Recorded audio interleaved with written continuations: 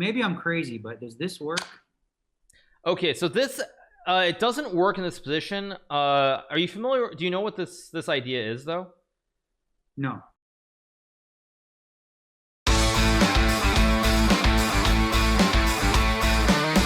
And then I watched some videos here and there because I got interested in a couple opens. So I watched a lot of like Danish Gambit because I love it. It's so fun. It's so, because when you do it, especially at my level, people are like, what the hell? I'm trying to think if there's something, other setups that black can do. Like, okay, so let's say black really decides they're very afraid of your setup here and they don't want to capture the second pawn. They do that a lot too. What do they play here as well? So like they'll just give it back and they just go like this. They're like, whatever, I'm not calling 6. Okay, so following in the theme here, because the center is always very, very important here. Yeah. What do I do here? I go boom. Right, and the knight has to move. It's very important that if you can do this before black is like pushed a pawn or moved a knight out and you can attack this knight on f6, that you play like this. Yeah, that's what I do. Okay, so based on your games, what have they been playing here? So they'll go maybe here. We go like this. Ooh, oh, you don't want to do that. So that's stupid, right? Because you know what I end up doing? I end up pushing all my pawns up to like nowhere land by just like attacking the knight like 5 moves in a row, and then I have the most ridiculously stupid pawn formation ever. It's so dumb. One thing you want to be very aware of when you push a pawn like that's next to your king, this f pawn, you almost never want to push it until the king is castled out of the center of the board. That's almost universal, because here I can play queen check. Oh, that's death. What a dumb move. Well, I mean, I guess I could go, well, I would go like that, but. Right, and it looks like you're attacking the queen, you're attacking the knight, so you're actually going to end up ahead. But unfortunately I can now take this pawn. That's right. Yep, that's the spot that I found myself in. And when you take the knight, I just take your rook. Definitely do not do that. Do not move. Listen, do not move f2 to f3 until you're castled. Right. I would say if you're playing this opening too, you're like 99% of the time you're putting this knight on f3, so you won't have that worry. Yeah. So a better move. So here, what I probably recommend is that you actually play like queen takes pawn. Yeah, I was just gonna say, yeah, queen takes pawn. Okay, cool. So that way I move. I mean, I attack the knight and also take a pawn at the same time. Right. And so let's say black pushes this pawn. Do you know about en passant? I do know about en passant, but is that only pawn on pawn? Yeah, that's only pawn on pawn. Yes. So I can't en passant. You can actually go like this. Oh, you can do that. Yeah, because when you have a pawn on this 5th rank, it only applies like if you're white. If you have a pawn and like I move this pawn, or I were to move this one, you can do it this way too. Oh wow. Okay, great. But it's only when like you have a pawn on this 5th rank and black is a pawn going 2 squares. For example, let's just say my pawn is already here and I go here. You can't do it. It's only when the pawn goes in one go. Yeah. I knew that. I've never used an en passant. It's pretty rare, I think, in beginner games. It's not going to be something that commonly happens. Yeah. So after black pushes the pawn, it supports the knight in the center of the board.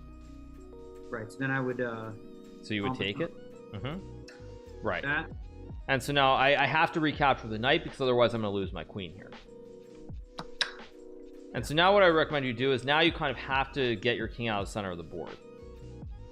So you can't really put the bishop on either of these squares because the knight will always capture it. Right. So is this where I would develop my knight? So I develop the knight. Would I put it here or here? Or where? Where's the other square you want? Or there. Right. So this is actually significantly worse. Yeah. Because so let's try to work it through. Why is this not as good? Because then you block your bishop. Right. And then you're gonna have to waste time. You'll have to make another knight move, then move the bishop, and then castle your king. So you want to put the knight so much easier when like you tell me the freaking right answers. I love it. Well, in general, I mean, I think it's like it's more about trying to understand where you want to, like this knight when you play e4 just even going back to move 1, I would say like 90% of the time plus you're going to put the knight on this square because you almost always are developing the bishop on this diagonal. Yeah. So if you think about it from that standpoint, you always are looking to put the knight on that f3 square. Yep. So okay, so you developed a knight, so I'm gonna move my knight to attack your queen here. Well, that wasn't very nice. So what are the squares that you're thinking of putting your queen on? Well, right now my first one was here. I don't like that. Okay. Hold on. The other option. No, I think that's the one I would do probably. Yeah, so there's actually a better move here, but it's not really logical in a sense, which is that you put the queen on this square. Okay, no, that makes sense. Well, the reason behind this is actually pretty random. But the reason is that, let's say I move the bishop here. So now you want to finish your development and get your king out of the center of the board, right? Yeah. So where would you move your bishop? Well, I don't want to move him here. He gets taken. So. Right. These two squares aren't good. Right. And why is this square better than moving the bishop here? Because now I feel like I'm attacking the pawn or whatever on the basically it just feels like it's better for a diagonal to attack the king eventually. Yeah, it's much better because I'm going to castle my king at some point, and then the bishop is much better here, whereas like if you put the bishop on this square, the bishop, it's not really doing a whole lot. It's much better where it's targeting the pawn on h7. Yeah. So after castles, the reason the queen is better on f4 as opposed to being like on e3 or being on d1 is that long term, let's just say I play a random move, at some point you can move your queen here. Yes, that's big. And let's just say I'm just gonna make another random move. Is there a way that you can put pressure with this with like this queen being on g3 towards where the black king is? I think so. So maybe I'm crazy, but does this work? Okay, so this it doesn't work in this position. Are you familiar? Do you know what this idea is though? No. So this is called like the Greek gift, where basically you sack a bishop on the square next to the king, you give it up, and you try to like play something like knight g5, king moves, and you go queen h4, and you go for a checkmate. Yeah, that's what I was thinking. So it doesn't, in this case it doesn't work. I'll circle back to an example afterwards to show you a situation where it does work, but in this particular situation it doesn't. So is there another way to kind of, with this king and these two pawns here and this queen and this bishop, are there any other yes. Hold on. Right, that's a very good move. Yeah. Now in this case I can actually defend it by moving the bishop, but there are going to definitely be situations where your opponent won't be able to guard this pawn, and they have to push. And then what's your next move after this? Bang. Right, and now you're just ahead one rook for a bishop. Basically you gave a bishop, but you got a rook in return. Yeah, that's big. So you're just ahead. So I'm trying to think, like, this is pretty straightforward. I'm trying to think what else your opponents can do in this opening. Are there any other setups that your opponents play that make sense, or that they've done where you've gotten stumped? So like they've done, this is weird, but I've seen this like at my level. I don't know, because people do whatever they do. I go here, you go here, I go here, and then they go here. Oh, this is actually really bad, because now you take the pawn. Yeah, and then they go, that's what I've been doing. They go like this, and then I take the queen. Right, and then after they take, then I would develop this knight. Right, and so now I'm just gonna mirror you. So if you capture the pawn, I capture the pawn. Right, so do I want to do that? No, I think so. As white, you don't want to like trade as much when you're even, right? You kind of want to. Well, there's one big thing that's important here. So like the material is even, but black's king is in the center of the board. This is the only difference is that black has moved their king and your king hasn't moved yet. It is worthwhile for me to do that. You could do that, but a better move is actually to guard the pawn with the bishop, because you're still threatening to capture this pawn. Yeah. Oh, you're right. Yeah. Now let's say I move this bishop to prevent you from capturing this pawn because of the pin. If you did that, I mean, this is where I think what I would do is maybe stupid, because you're not supposed to, but I would do that. You could. Is there a way so breaking the pin is like when someone puts a bishop here, you really would like to move this knight out of the way, because you'd like to just capture the pawn, right? So we have a term that's called breaking the pin, where basically you're gonna get it so that the bishop, you can move the knight without the bishop attacking your king, basically. So how do you break this pin so you'll be able to move this knight on the next move and capture this pawn? You just go back. That's good. That's one way of doing it. Now there are many cases, this is a little bit different, but for example, let me just go to a random position. Let's say you reach some random position like this, for example, where you would many times put a bishop in the way, so you break the pin and you can move this knight next move. But in this situation, where we have this position, you have another way besides moving the bishop. You have another way to break this pin where you'll be able to move the knight next move.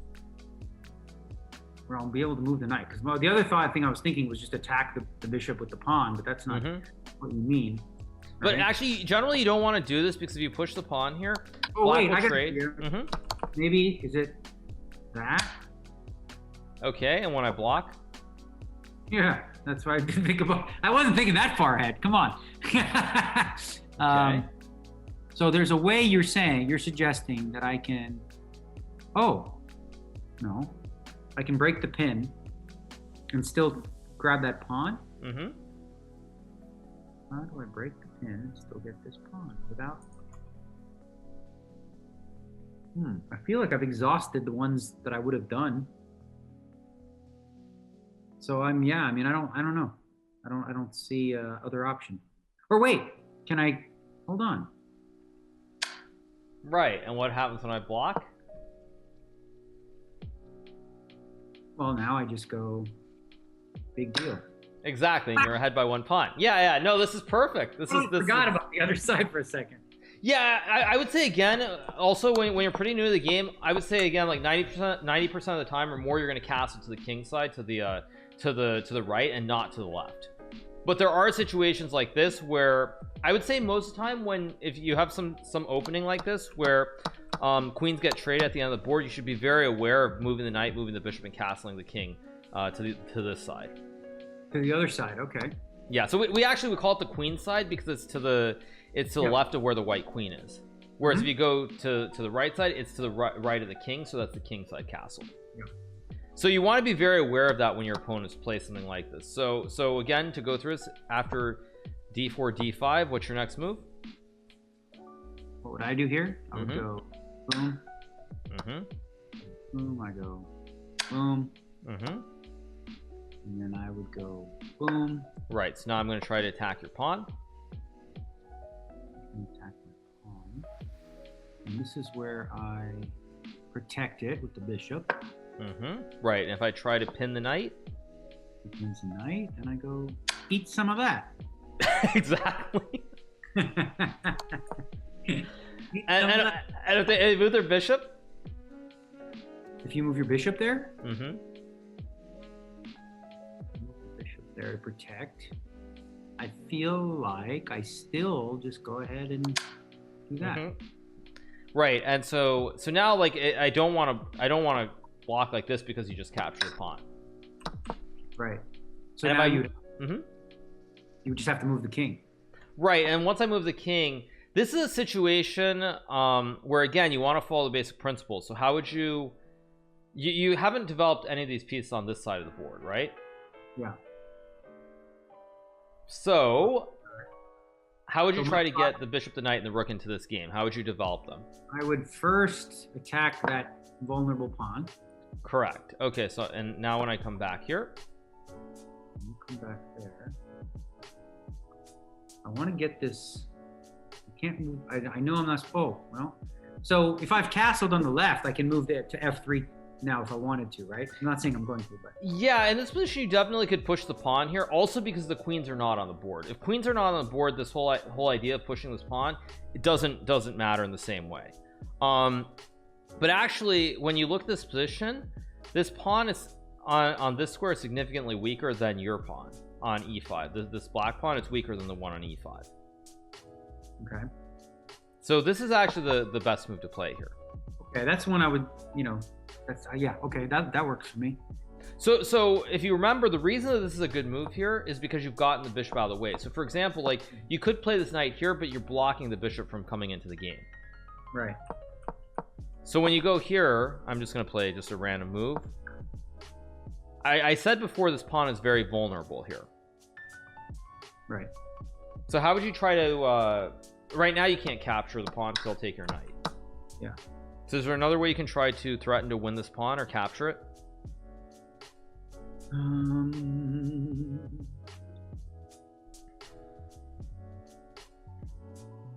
Is there? I mean, to actually win a pawn here, not just trade, right? Mm-hmm. Oh, maybe if I move this over there. Right.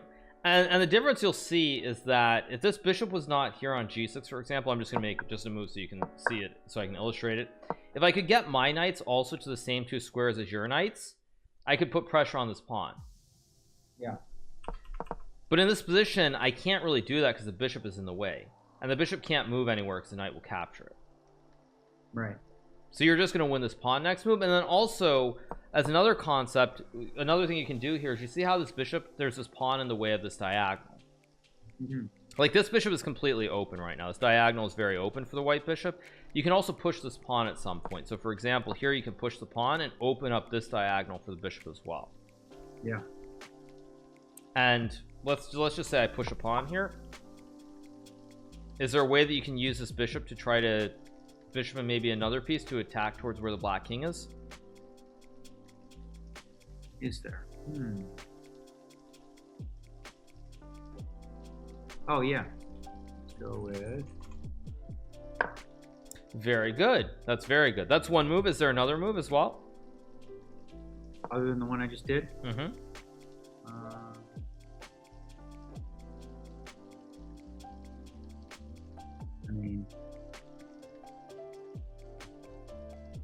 I mean, could I just do that too? Also, although if you move the knight here, we just trade the knights. Yeah. I mean, I don't know. I was just looking for a second option. I didn't see a good one, so I thought there is one more option though, but you found the 2 knight moves, which is very, very good. Okay, so there's a bishop move. Or a knight, I didn't say it's a bishop move. So a rook move. Oh, here we go. Let's go right over here.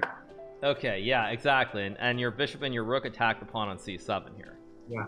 And this is very, very good. Because now that you see, like, if you go back here, this bishop, it's kind of closed on the diagonal with the pawn in front of it.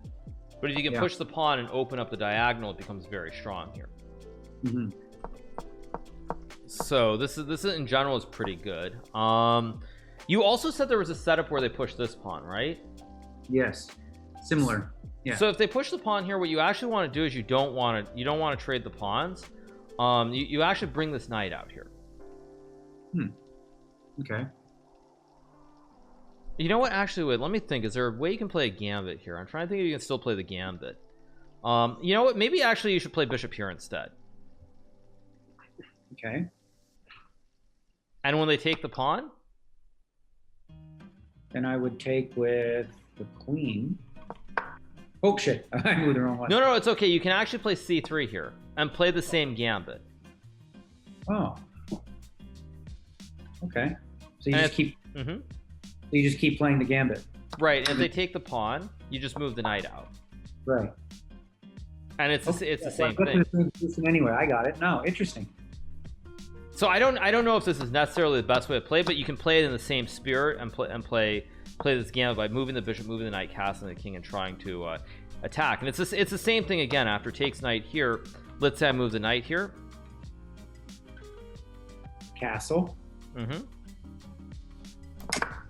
Castle. And if they take, and then I do that. Mm-hmm. And then I go here.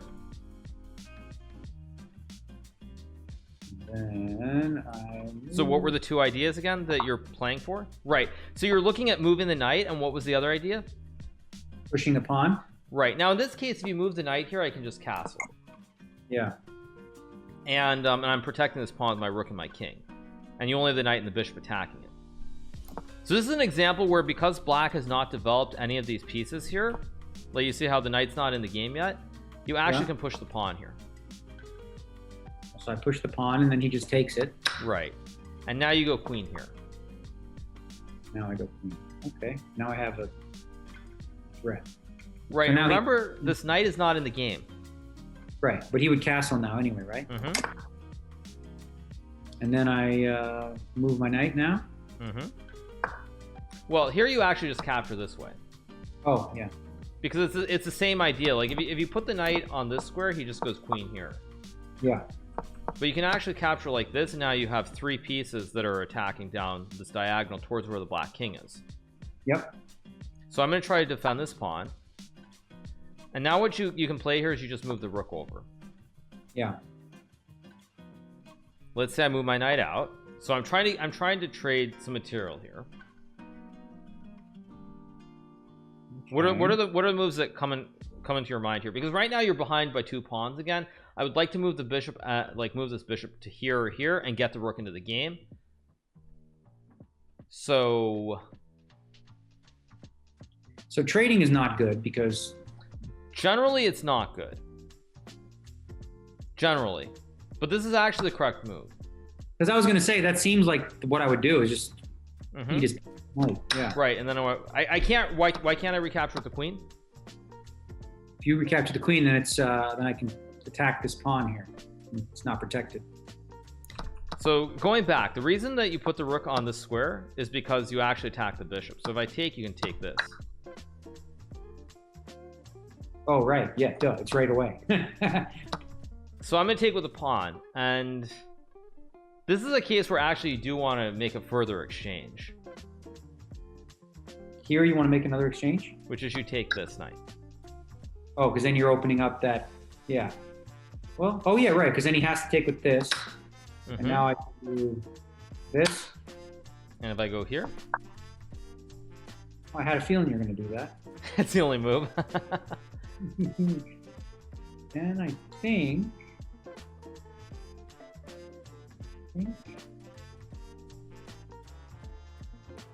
maybe I'm crazy, but I think I'll remove this bishop over here. Right. So in this situation, this idea isn't as strong as you think it is. So I just play rook here, and where would you move your queen? From here, where would I move my queen? Right, because it's under attack from my rook on this G8 square. I would move it over here. Right. Now in this specific situation, it doesn't work because my rook can guard this pawn. But in general, when your opponent ends up with these pawns on f7 and f6 by the king like this, it is a good idea to see if you can make these sorts of checkmates with this diagonal towards where the pawn is. So in general, you have the right idea. Now, right in this position, actually what you can do is you can kind of ignore it. You can just move your knight with the idea of doubling. Do you know what the idea of doubling the rooks is? Yeah, where you stack them, right? On the same line. So like, let's just say I go here. Okay, so now you want me to double the rooks? How would you stack them? Yeah. Right, now you can do this, but actually, why is this square better? Why is which square better? The square that I put on, this E3 square versus E2. What's the difference between these 2 squares? More mobility? Oh, yeah, actually, because then I can move the rook over to the right. Right, exactly. Yeah, you go here because you can do what we call the rook lift as well, where you swing it from side to side. Yes. So this is very good. All right, so I think I'll try to show you one more thing, because as people in my chat are saying, your opponent doesn't have to play on E5 on move 1, right? Right, yeah. They can also play, like, I'll just say the Sicilian for right now. So what do you play against the Sicilian defense? That's where I try to do the Smith-Morra Gambit, I guess it's called. Same idea, right? It's very good. That's actually what I was going to suggest. Yeah, so after I take the pawn. And then I go here, same thing. Right. And so now in this one, your opponent can kind of ignore it. They can, like, push this pawn. But no one... I mean, if they push the pawn, you kind of just have to accept it and just capture with the bishop, move the knight, and castle the king. But most of the time your opponent, again, they're going to capture. But in this one, when they take this pawn, you actually have to recapture. You can't let them take the pawn on b2 here. How come? Because I think when you do this one, the difference is that when they push the c pawn instead of this e pawn, it's a little bit easier to defend. They can just push this pawn, and the difference is your bishop is on a closed diagonal here. Yeah. So if we compare this position to the other one, like this one, the difference is that the pawn is on c7 here versus e7, and you can't really close this diagonal down. So both the bishops are very active here, but in the other one, when they play c5, if you do it like this, they can actually push this pawn, and even though you have the quick development, this bishop here, it's facing a pawn wall, so the bishop isn't as effective or as strong as it is in the other position. So then what would I do from there? Well, so that's why you would actually take this pawn here. Yeah. So you're behind by one pawn, but you actually it's very different. What you look to do is, since I pushed this pawn, you actually look to put the bishop on this square, on the open diagonal. So it's actually a similar concept to the other one, where here, because I've moved this pawn, you put the bishop here to attack on this diagonal. Yeah. So normally there are a couple, let's just say I move my knight out here. And then I would push the pawn. Exact same point. You push the pawn, and when I go back, well, they don't usually go back, but yeah. Well, I kind of have to, because if I don't, every other square is covered here. Yeah. You're actually going to capture the knight on any other square that I move the knight to. Yep. So in this position, they normally aren't going to do this. They're gonna think, okay, I want to develop the knight, so they're going to push a pawn here. It's the exact same thing to stop you from pushing the pawn when they develop the knight. So now you develop the bishop, and let's say I move my knight here. Can you push this pawn or not?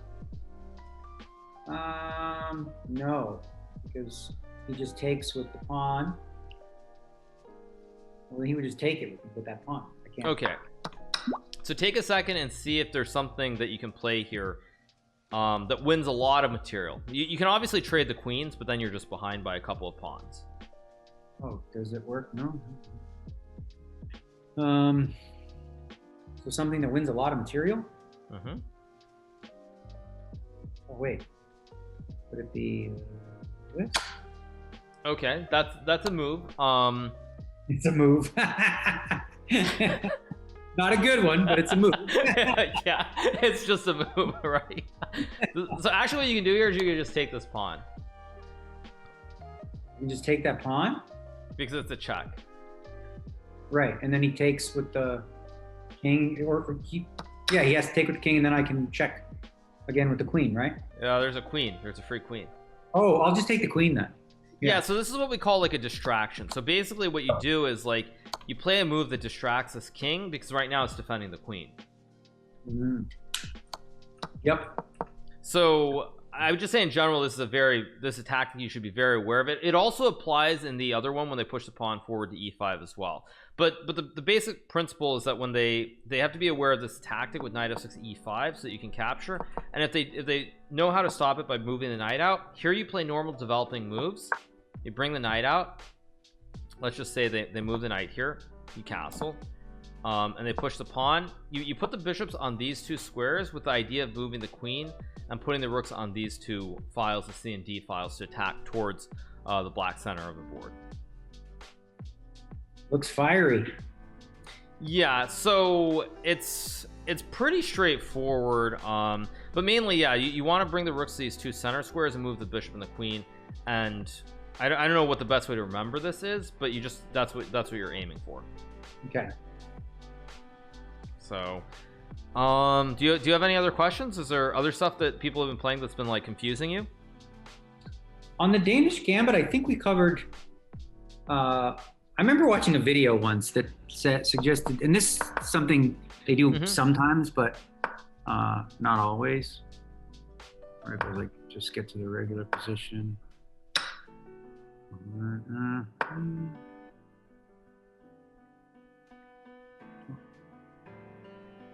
Oh wait, I gotta take first. And then they do this move where they go here. And then I was told this is the play, or in the video to do that, right? Yeah. Okay. And then,